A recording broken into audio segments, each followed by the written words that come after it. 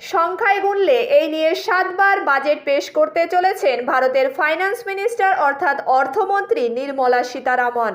মোরারজি দেশাই আগে পরপর 6বার বাজেট পেশ করেছিলেন। সেই রেকর্ডই ভেঙে দিলেন বর্তমান অর্থমন্ত্রী নির্মলা সীতারামন। 22শে জুলাই শুরু সংসদের বাদল অধিবেশন। এই অধিবেশনে 23শে জুলাই সপ্তমবার বাজেট পেশ করবেন অর্থমন্ত্রী নির্মলা সীতারামন। এবারের বাজেট পরিকল্পনা আগের মতোই কাগজবিহীন বাজেট হবে। এই বাজেট পেশ করার আগে অর্থমন্ত্রী ট্রেড ইউনিয়ন, শিক্ষা ও স্বাস্থ্য দপ্তর, শিল্প উদ্যোগী প্রতিনিধি সবার সাথেই বৈঠক করেছেন এবং সরকারের খরচ কমানোর ব্যাপারে কথাও বলেছেন।